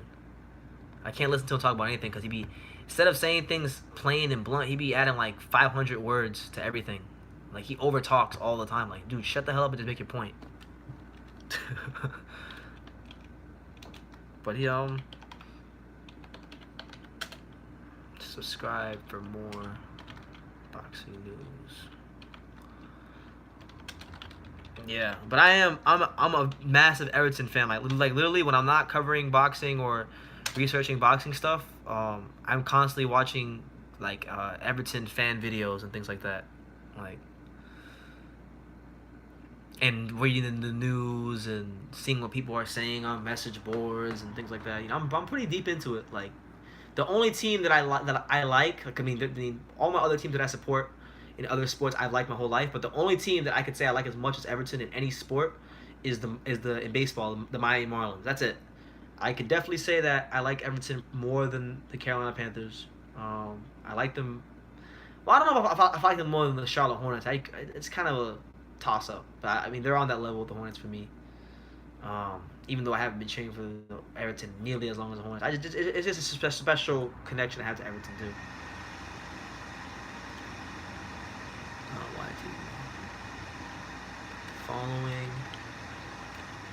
Following another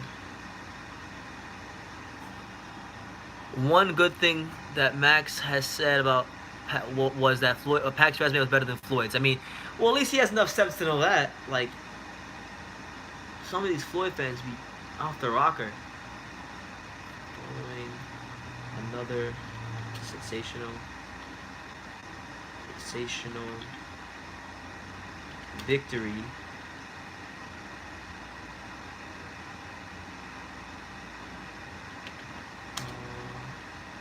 Teofimo Lopez looks like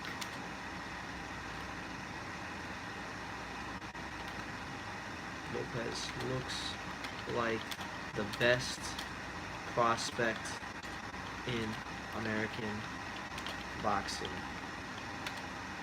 He's a prospect with ambition and wants the Lomachenko fight in 2019. He should get it if he can beat someone like Jose Pedraza. Loma versus Lopez is one of the most interesting fights in boxing at the moment.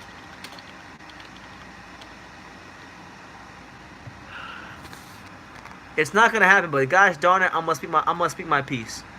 Now let's see. Butterbean has vicious knockouts on his resume. I want to see Butterbean versus Shannon Briggs at the Hard Rock in Florida. Let's go, champ.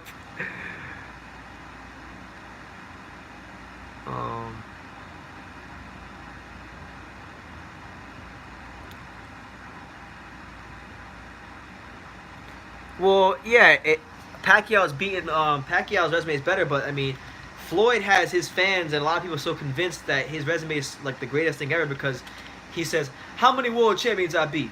Nobody's beating more world champions than me. Nobody's done the highest gate. Nobody's landed on the highest connect percentage." Like, he just goes on and on about all this bullshit that really didn't matter. Like, fuck out of here.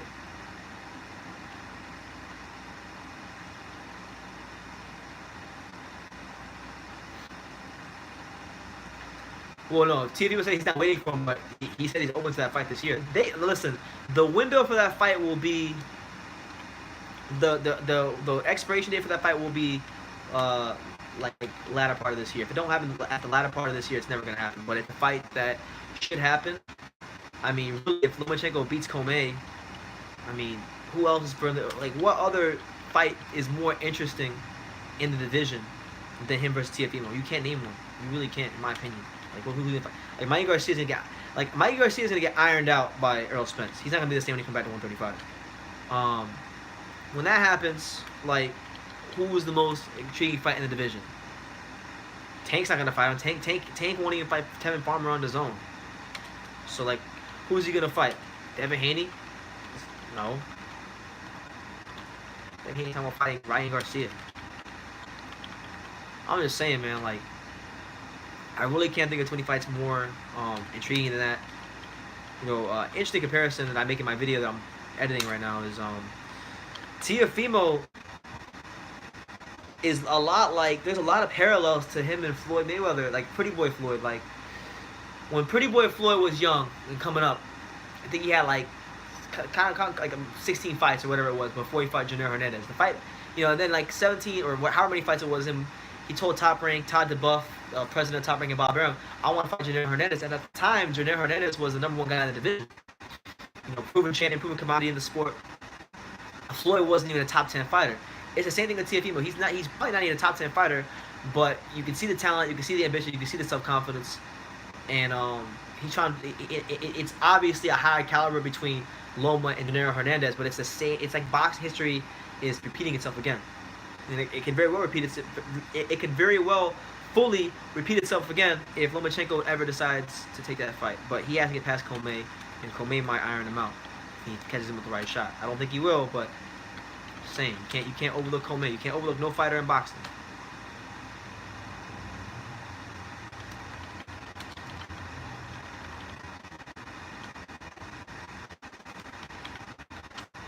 They were talking about Kohler, but now they're saying it could be Comey as well because Comey just won the what was it, the IBF? So yeah, it's a unification fight.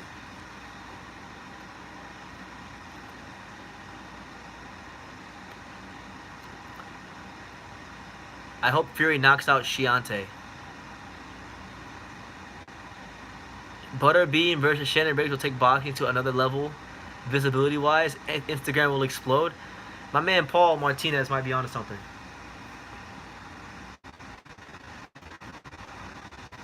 Yeah, I mean, I guess he can fight Cole in the UK, and it'll be cool. I mean, no disrespect to Cole, but I like that. Like, I ain't trying to see that. I want to see him fight Teofimo Lopez, straight up.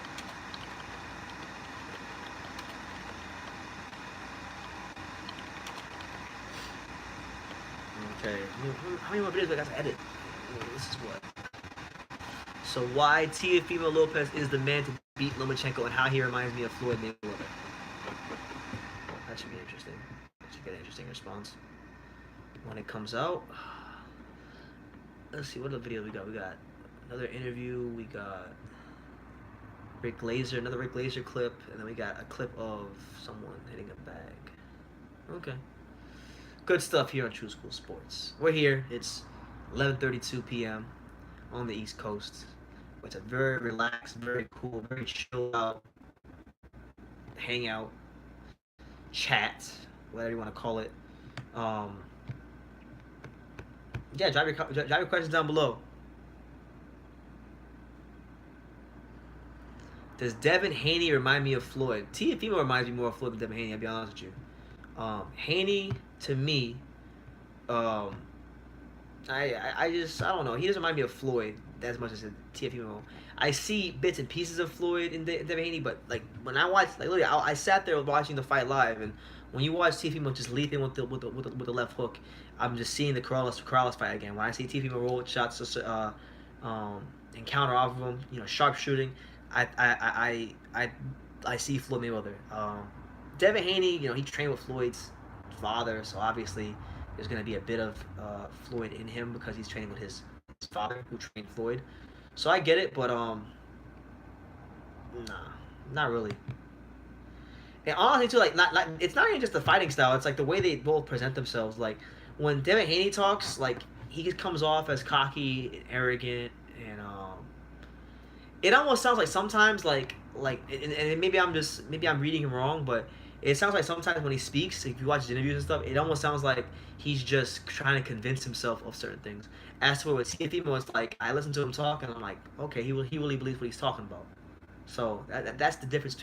That's the difference between the two, for me, and that's why Teofimo reminds me more of Floyd than I would say a guy like Devin Haney. But hey, to each his own. I mean, I don't know. Some people might think I'm crazy for that.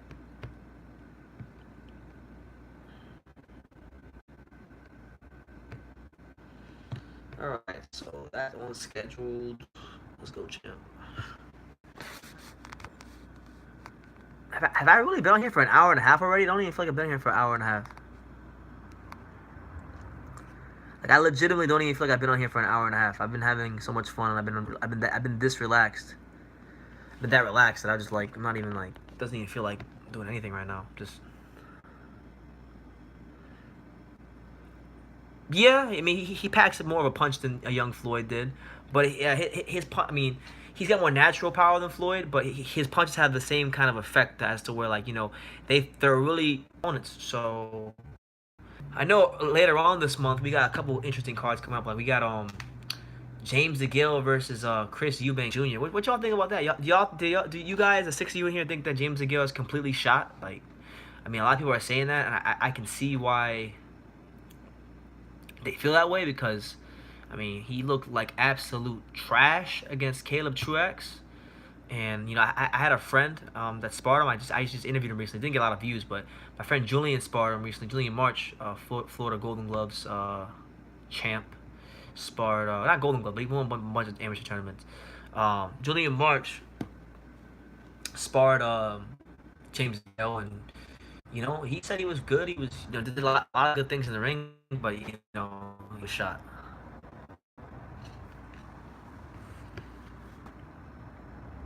me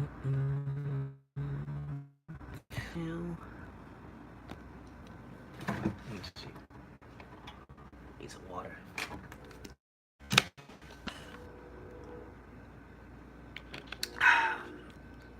Anything can happen in this freaking interview. This one guy from Brooklyn who trains for the Mayweather gym. He was here for South Florida for sparring.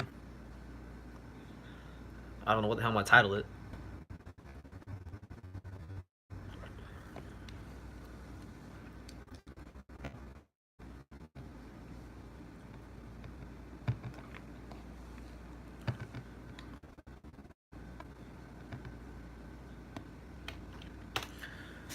But yeah, let's see. Who else we got here? We got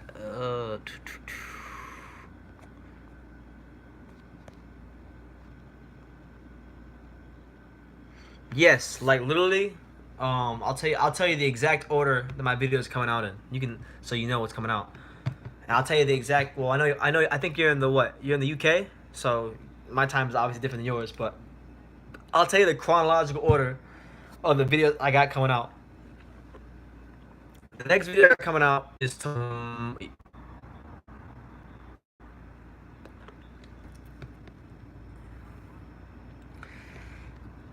got my next video is coming out in like 9 hours. It's a sparring session.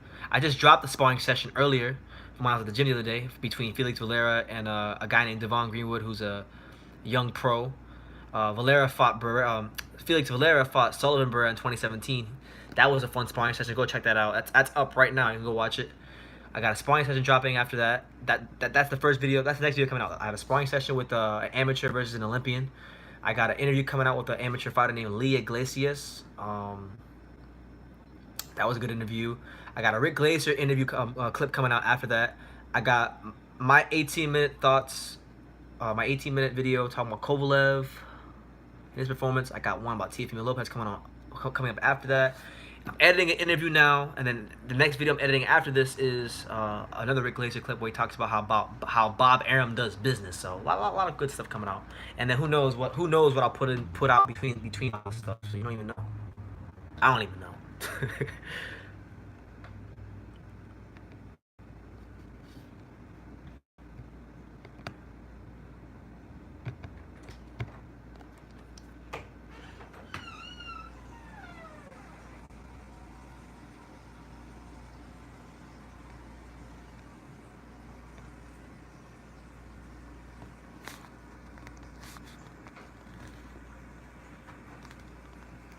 Oh, then you're good then. Okay. So you're in the same time zone as me. So yeah, my the next video that's coming out will be at 8 a.m. So 8 a.m. The times for tomorrow is like 8 a.m., 1 p.m., 6 p.m., 10:30 p.m., 8 a.m. the next day.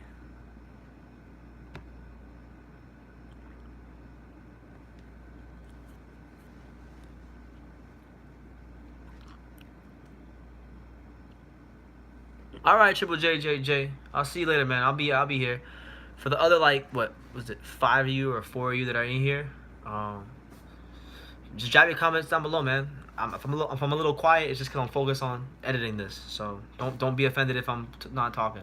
I see your comments. I'm there.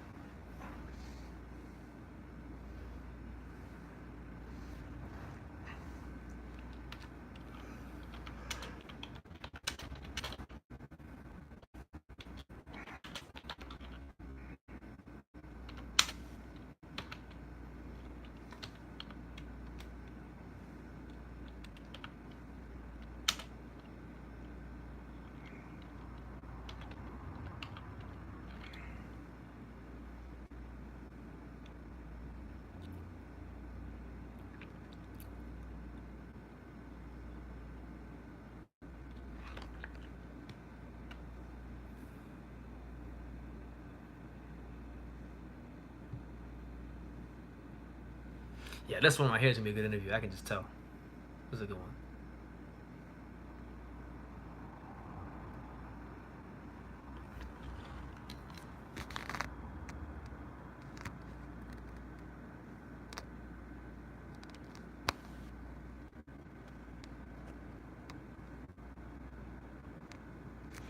All right. Well, drop your comments down below, guys. I'm gonna zone in.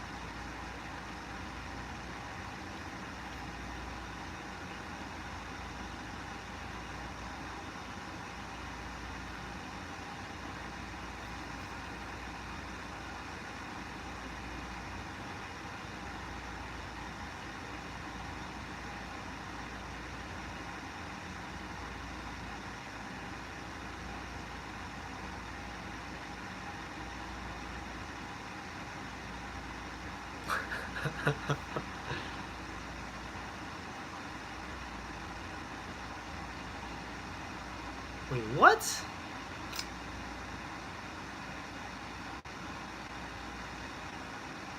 Really?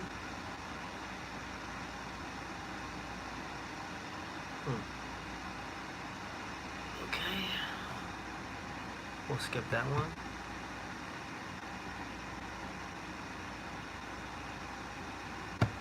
So yeah, I'm like editing videos right now. That's crazy. I was editing this one interview, so I interviewed this one guy who trains at the Mayweather gym, but he was here in South Florida to do sparring. He's a light heavyweight by the name of he's from Brooklyn. He's like I think he's like 2-0 or 3-0.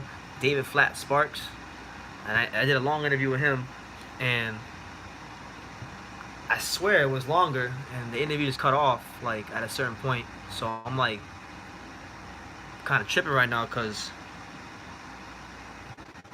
I'm trying to figure out if it's cut off or if I have more footage on my iPhone. Like, I don't know. The struggles of being a boxing YouTuber. Let's see. What other fights we got coming up? We got we've been talked about Garcia versus Spence. That's been getting like a dead horse the last couple days. All these hangouts. Let's see.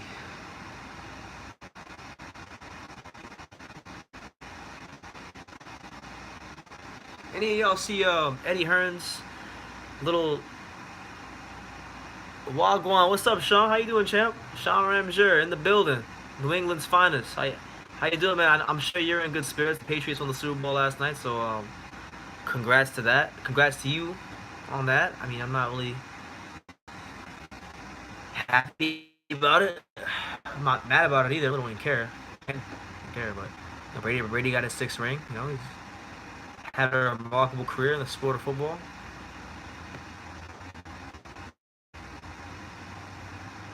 Look, remember when I went to church yesterday, someone was telling me like, they said, who you got in the Super Bowl? I said, look, man, I'm not watching it. Patriots win the Super Bowl.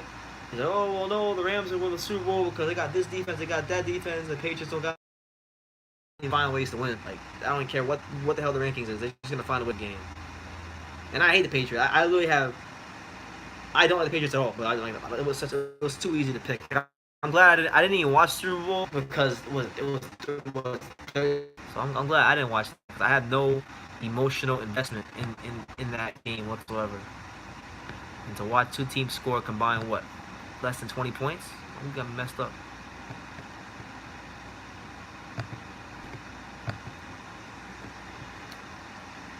I mean, honestly, like my Super Bowl is gonna be in like Not this weekend, but the following weekend. My Super Bowl is gonna be when I watch Kemba Walker in the All-Star game. That's how you know my team is trash, dude.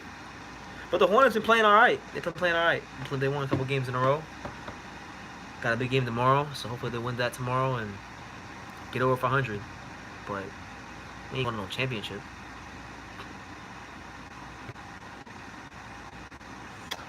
Yeah, for the 5 of you in here, just drop your comments down below. I'm literally just chilling right now. Went to the gym, ate some food. Now I'm here just on the YouTube grind. While I'm on the YouTube grind. See,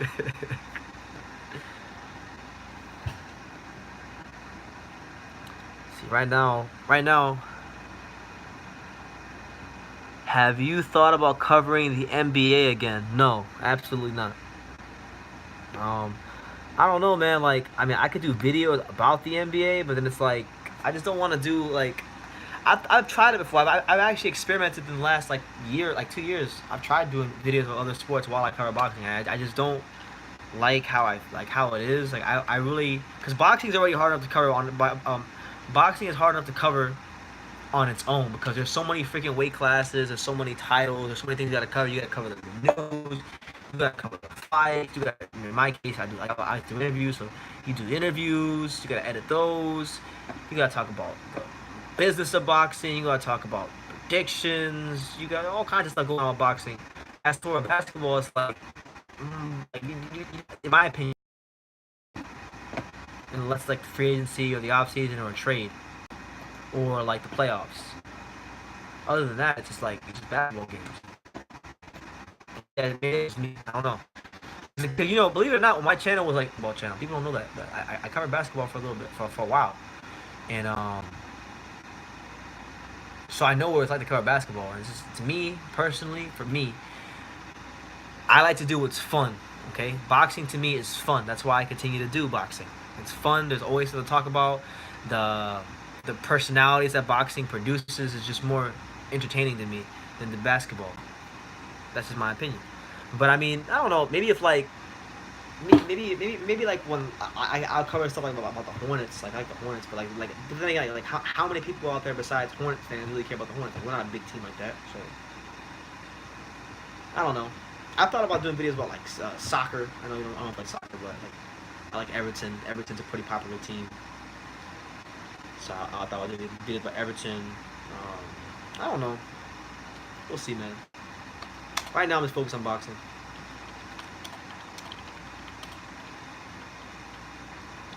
But I mean, I do enjoy the NBA. Like I watch my fair share of games. Like I watch. I mean, I don't go out of my way to watch like other teams, like I used to, because I don't have the time really.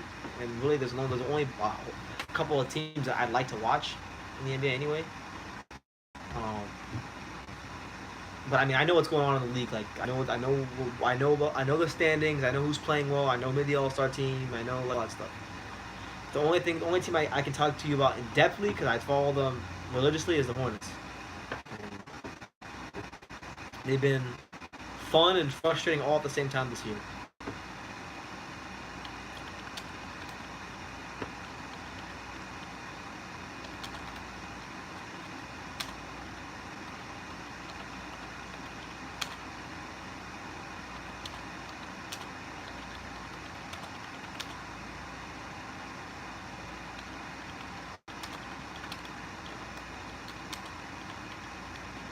What I want to do is, honestly, what I want to do is I want to be the first person in the history of boxing media to interview Al Haymon, and then I can retire, because nobody's ever done an interview with Al Haymon. Nobody's ever done an interview with Al Haymon before, so if I did an interview with Al Haymon, there's nothing left to prove I'm the GOAT. probably get shot to death and try to interview Al Haymon. Again, there's barely any videos of him on YouTube. It's the most insane thing in the world.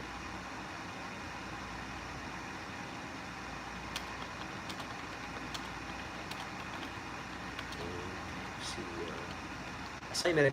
Let me see. What did you say? What kind of software do you use to edit your videos? Honestly, man, I'm gonna keep it a buck with you. All right. Now, most of the time, like I would say, like 90% of the time, I do not actually like use any software to edit my videos. What you see when I upload my videos, me talking, is genuinely just whatever I shot raw. I don't edit anything. I don't. Right now, I'm just editing like the back end. I'm editing like the thumbnail, the title, the description, and the tags. That's honestly that's kind of just as important. Honestly, people get caught up in the software so much they don't even edit the like other stuff the way they should. But I mean, when I actually like edit more than usual, like for a video, I keep it basic, man. I just use good old Windows Movie Maker, straight up. And it works for me. You can still like for Windows Movie Maker, it's simple. I'm a pretty like simple guy, so it's simple. You can chop things up. You can put in audio. You can put captions in there with fonts. You can save things in HD, so it still comes out well when you upload it, which is, so I keep it simple. It works for me. But, maybe I should think about, I've been saying that for years, though. I still haven't done it, so who knows.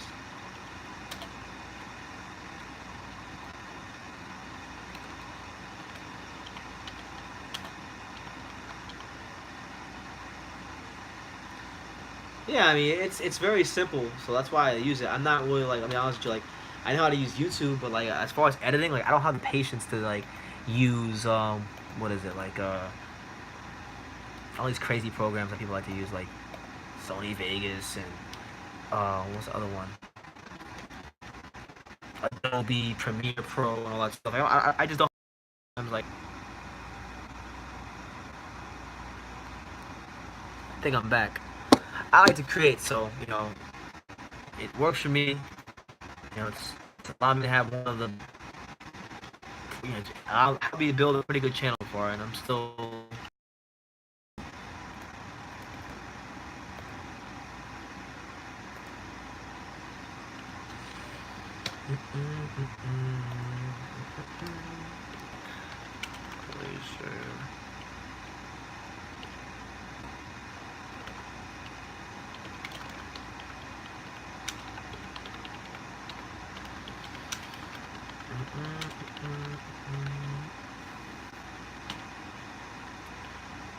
Interview. Bob Arum.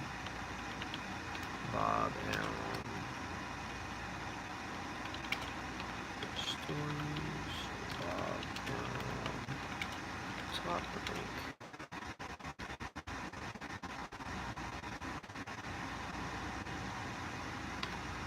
Let's see.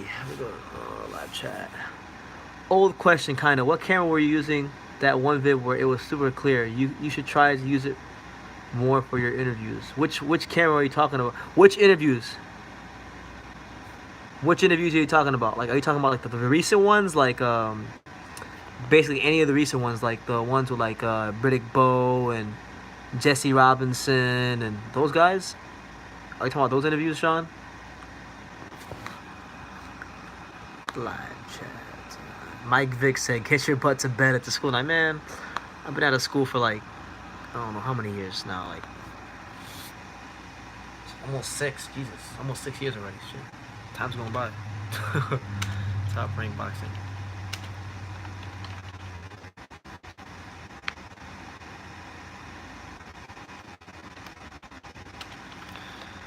Yeah, I forgot the video, but it was like. But yeah, with the fighters and coaches. I'm not really sure which video you're talking about. If you're talking about review, are you talking about the? Did I just put it out? It sounds like the Stacey McKinley video I just put out. Bob Arum. I don't know. I mean, the only 3 cameras I've ever used for interviews, or no, the only 3 cameras I've ever used for my interviews are. What is it? Is it here? Somewhere. So Kovalev, I answered you earlier, Mike Vick. I said Kovalev will win that fight. Let me show you something. So I got this old ass Sony camcorder. I've had it since like I literally bought this. I bought this camcorder. So this bad boy right here, this Sony. What is this? Handycam HDR CX190. This bad boy right here will probably go to the Hall of Fame one day. This camcorder and me have been through it all. This camcorder, I use it to shoot like if you go back to like the throwback of my channel when I was in the NBA, I've interviewed Vince Carter with this camcorder. I've interviewed Kemba Walker with this camcorder. I've interviewed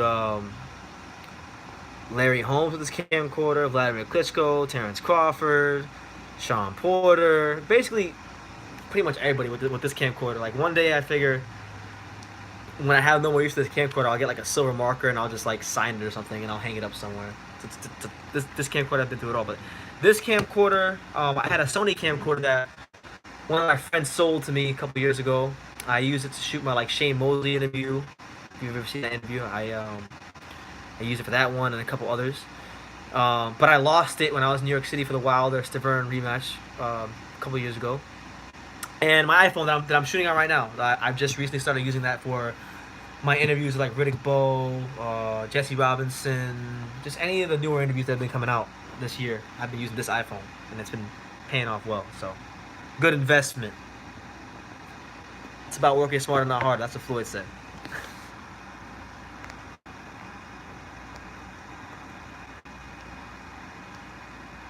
It's all good, man. That's how it goes. My internet cut out for like a little bit here too. I don't know why, but it did. Bob Arrow, money, fine, good.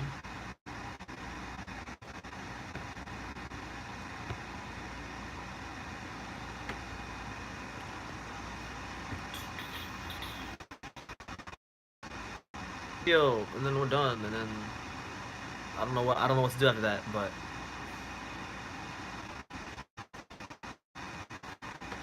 See, we'll schedule this one for like 1. It's ready for all tomorrow. Let's go, champ. Getting ahead. I want to do this more often. I think I want to do this more often. Like I'm gonna come on here and I'm gonna edit my videos. I'm gonna talk to you guys more. I like this. This is fun.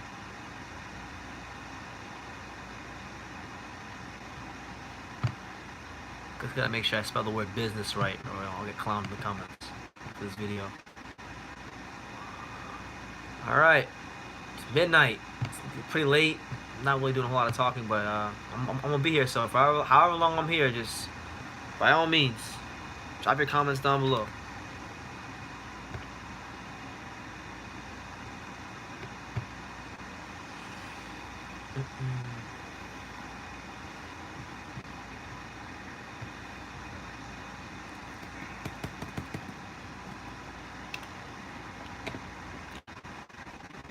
I'm still trying to find a video. I mean, I have so many videos. Honestly, Sean, I've done so many videos. Like, I need a name.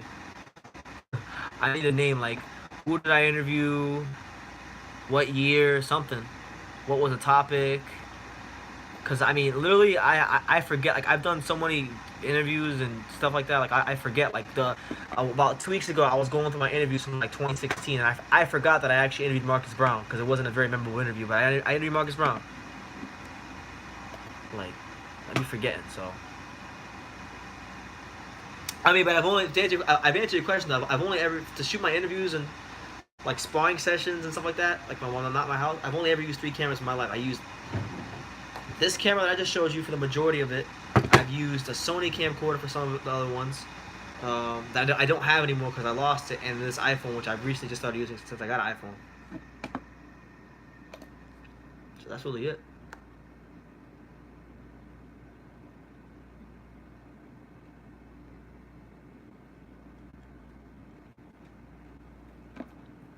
But it's your boy BT. It's now midnight, so it's a whole new day now.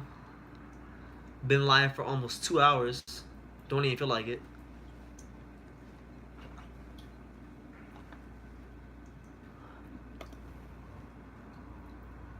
Yeah, I used this camcorder right here to shoot that. Right here. This is it. The video that you're talking about, I use this one right here. That video came out weird. I remember I uploaded that to Windows Movie Maker. I saved it for like as an HD file, and it had all these weird ass lines.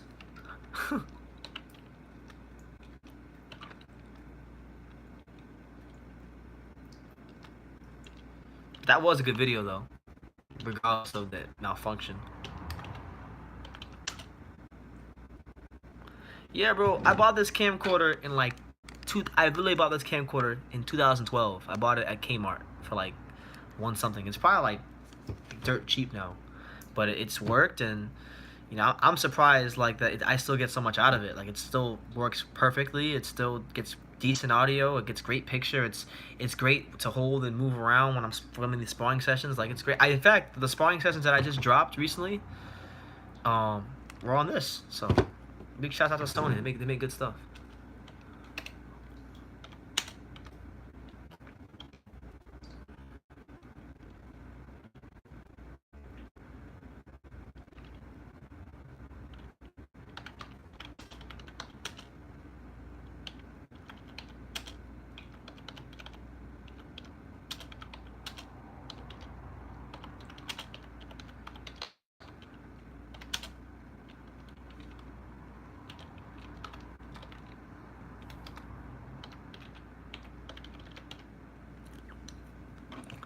That was a good video though.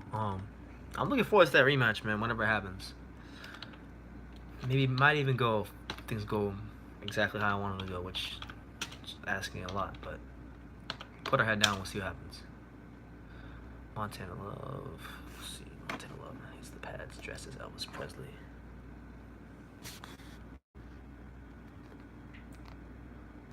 Yo, people, I see the Wilder Fury purse bid is postponed. Rumors of Fury retiring. What the fuck is going on in the heavyweight division? Okay, well, I haven't even seen anything about that yet, but retiring. That's not a rumor. I don't think he's retired. That sounds like bullshit to me. The dude is in the best shape of his life right now. Why would he retire before saying why would he do that now?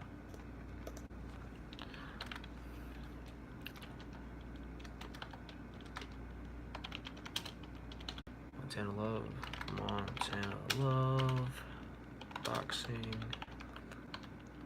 Montana Love.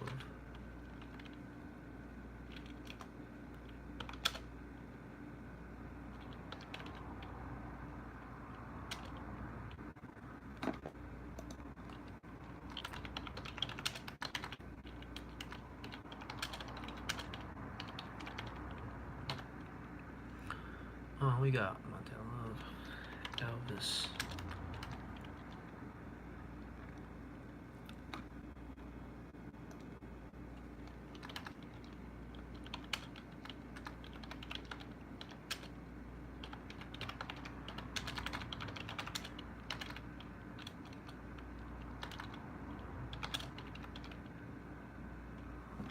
Okay, and that should be it for now.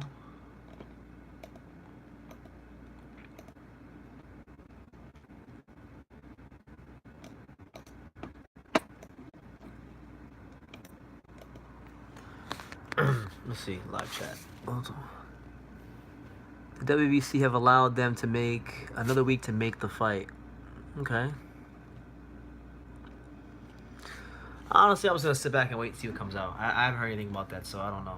I'm gonna check Twitter right now though. I haven't checked Twitter all day, so maybe there's something there. Let's go see that. You know, I'm done editing these damn videos now. More. Yeah, these videos. I still got a couple others, but we'll get to those later. Michael Benson, the GOAT.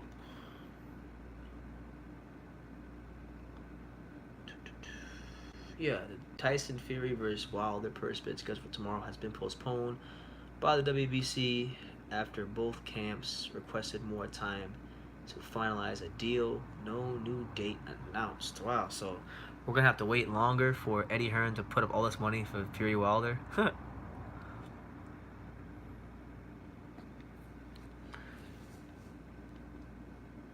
Wow.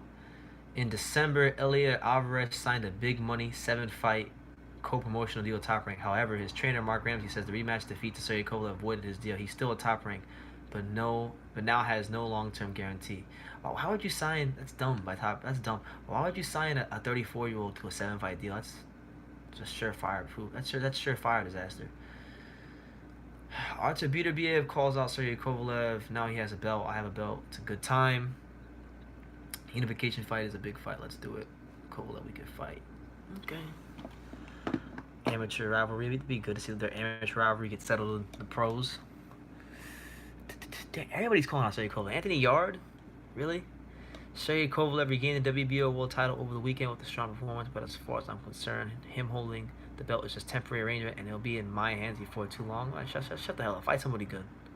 Fight somebody good before you talk about Sergey Kovalev. So I'm tired of Anthony Yard talking about he's gonna do this, do that, and he's fighting like bums. Talking about lions in the camp. Lions in the camp.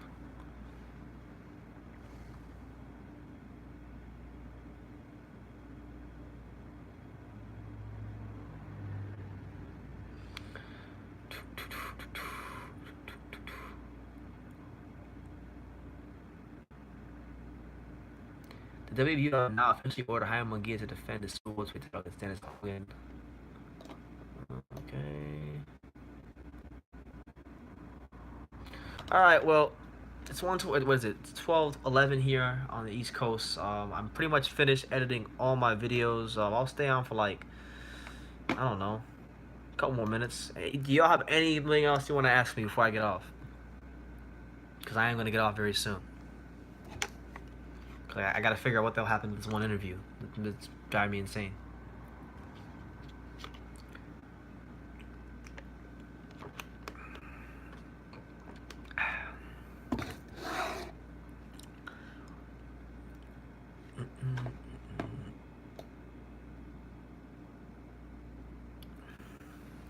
No? Alright, well, I'm gonna get out of here. It was great talking to you guys for the last 2 hours. Hope you guys have a great night. I'm gonna get some, well, I can't say I'm gonna get some sleep. I'm not going to sleep, but I will at some point. So you guys have a great night. I have a great night myself. Like I say in every single one of my videos, you can love me or you can hate me, but I'm just a kid from Daniel. So until next time,